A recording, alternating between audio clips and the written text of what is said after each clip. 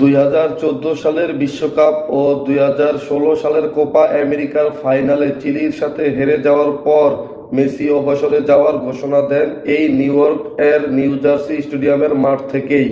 তবে আবার কয়েক সপ্তাহ পরেই দেশের প্রতি দায়িত্ববোধ ও ভক্তদের ভালোবাসায় আবার ফিরে আসেন জাতীয় দলে। তারপরে 2021 সালে কোপা আমেরিকান জিতান মেসি এবং 22-এর গল্প তো আপনারা সবাই জানেন, কিভাবে বিশ্বকাপ ট্রফি জিতলো আর্জেন্টিনা। দীর্ঘ 10 বছর পর এই নিউ ইয়র্ক এর নিউ জার্সি স্টেডিয়ামের মাঠেই আর্জেন্টিনা বনাম স্পেনের ফিফা বিশ্বকাপের ফাইনাল অনুষ্ঠিত হবে।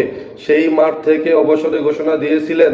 সেই মাঠ থেকেই কি 2026 বিশ্বকাপ ম্যাচ জিতবে টিম আর্জেন্টিনা? কি বলেন প্রিয় বন্ধুরা, অবশ্যই কমেন্টে জানাবেন।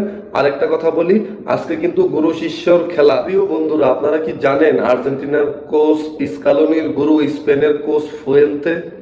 আজকে কিন্তু গুরু শিষ্যর খেলা হবে। সবাই মনোযোগ দিয়ে দেখবেন, কেউ খেলা মিস করবেন না।